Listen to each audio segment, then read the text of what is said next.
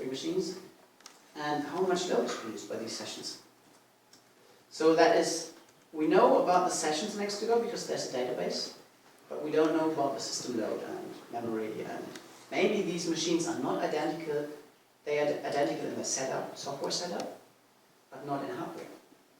So we have one machine which has 32 cores and loads of gigabytes of RAM, and you have another machine with 4 cores and 16 gigabytes. So yeah, okay. So you need a load factor for these.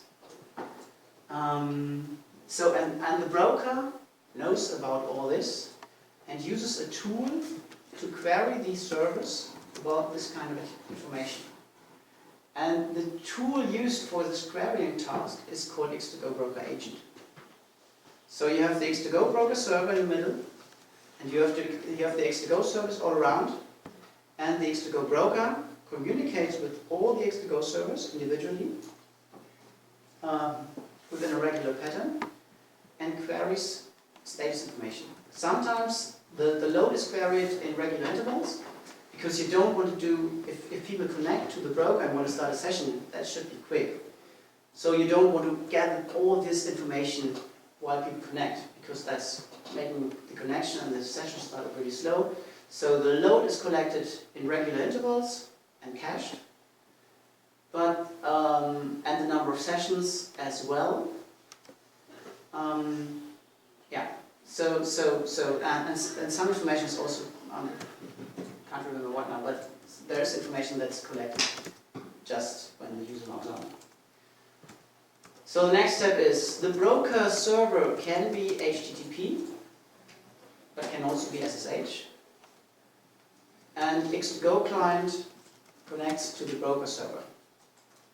The more common use case is via HTTP or HTTPS.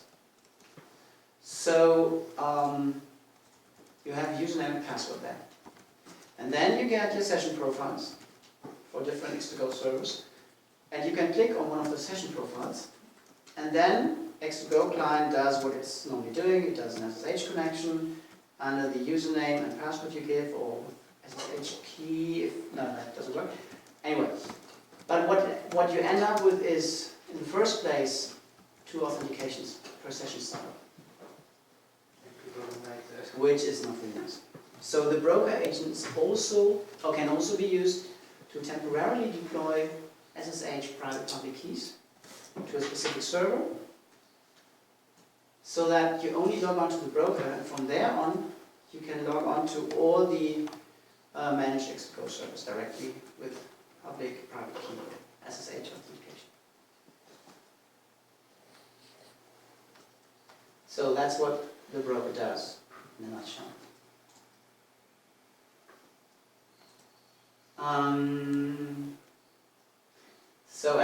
And the one intention of giving this talk is that I have developed it until now, and we have a state that's usable, that's working, that people use already, but that it could be improved greatly. So you could have a web interface, for example, for an administrator, so that you can look at all things that are going on behind the broker. You could have a user interface where people log onto the user interface and then select what they want to do, and then the X2Go session appears in the browser while the X2Go plugin. And whatnot. I don't know. You could have a VDI solution behind that as well, so that whenever you start a session, a Docker container gets populated, and the session runs in the Docker container, for example. Unfortunately, the X2Go broker has been written in Python, and Vinay doesn't know how to do Python. So, but maybe that's good actually, because then you can't do everything. And for Arctica, we will have a broker solution sometime as well, but it will be a different approach, because the Arctica, what we intend for Arctica will be completely different. So broker and server, X2Go broker and X2Go server will be a unity, will be one in Arctica. And also what the broker could have is maybe, at the moment, you configure the session profiles in ini file text format. So you could also have a database, and people could log on to a web interface and use the broker to manage their own set of session profiles, for example, like Ubuntu has with the UCCS servers.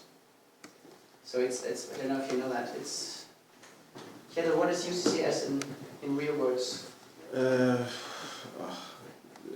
I don't remember actually. It's a cloud service where you can store your passwords in clear text. It's Ubuntu. Yeah, that's the weird thing.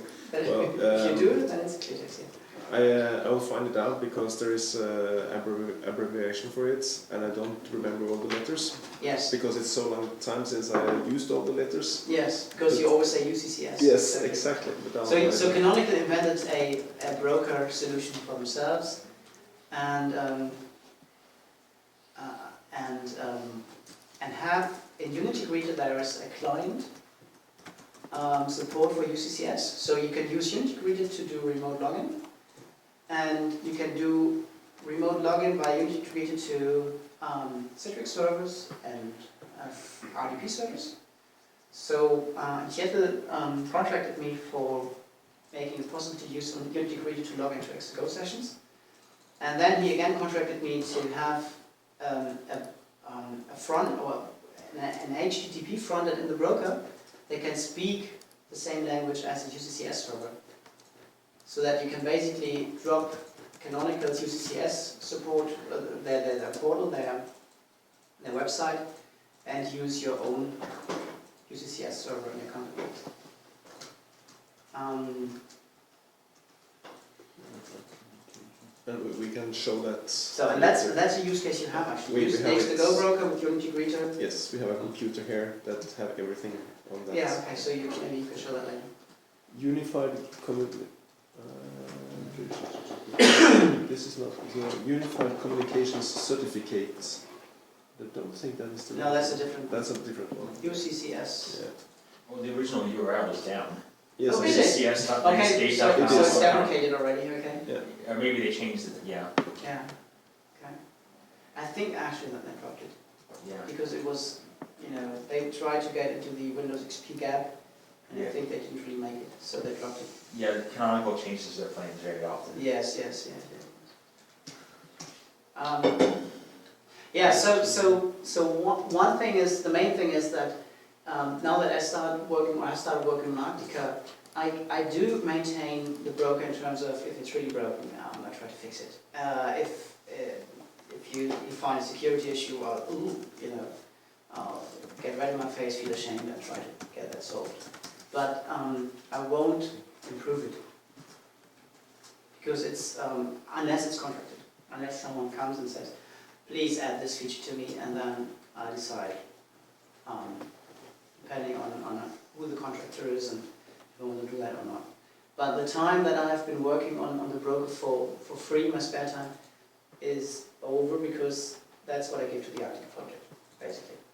So what it needs for the X2GO broker within the next year is someone who steps up and says, hi, I like Python, I can do that. And we have people on IRC on the mailing list who have contributed patches, quite good patches actually, to the X2GO broker. So maybe there's no one in the room who's the potential maintainer, feature maintainer, but yeah, something like that is needed. Otherwise, it will be unmaintained some time in the future. And Heinz Gräsing is really, I know that he is discussing with the customer about the broker, so he might even get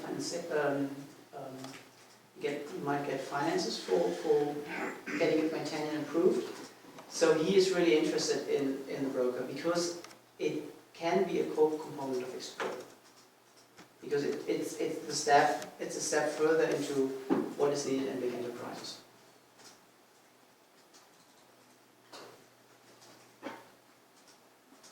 Okay, so questions. Like on the bullet list here what's still missing. I just noted down that you have the idea of adding a web admin interface and that, but what about features like shadowing? I remember you... It's working. It's working by now? Okay. If not, it shouldn't. I think I tested that, yes. Yes. Because a while ago we had this discussion... Yeah, we had it last year, but it's worked, but not last gathering, but shortly after that. But I fixed that. The shadowing was completely broken next to Go server as well.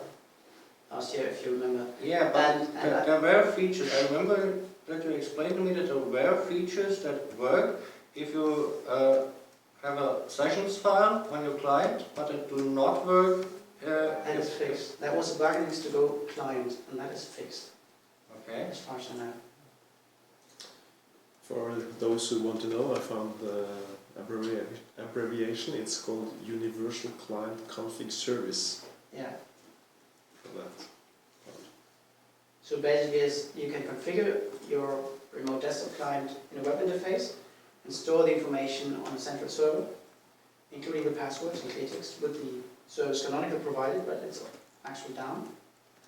And that was, I blogged about that. It was a heavy criticism. I mean, hello, people put in their RDP servers from work, you know, and there's a username field and there's a password field, and it goes. And you know, and I connect to the service. You know, I put a fake profile in there, and I try to, you know, debug the service, find out how it works.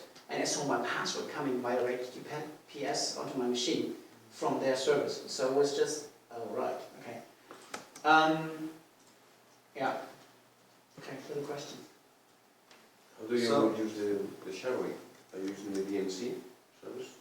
No, X2GO, well, no, not X2GO. NX has a shadowing functionality. Yep. So you have an X11 session. It can be local XOR or it can be an X2GO session.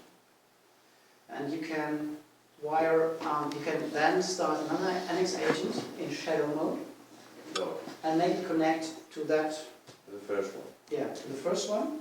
And then it displays, well, it's like help desk support or Yeah. sort of TU a bit. So what you're saying is that we can sell X2Go broker to all interested customers and explain it's just like they have a local sessions file, but it's coming from a central server. Yeah. No features that aren't working or are untested, like maybe an RDP connect via a broker. There was a guy who wrote an article for the IX magazine. Matthias, what was his name? Forgotten. I think I can look that up. What his name was, and he tested that, and I think there's a bug for X2Go client that, or X2Go, it's somehow broken. It was SSH proxy and RDP via the broker. It was something related, but it could be tested. You can test it. We have several ways of connecting to an RDP server. We can use X2Go server as a proxy, or we can connect directly using X3RDP or our desktop in the background. So basically, So are these methods tested in conjunction with the broker, or is it they should work but no one really cares? okay. So a few words about what should and what should not. Basically, the X2Go broker spits out a session profile or a list of session profiles, and that list is identical to the X2Go the sessions file in .x2Go.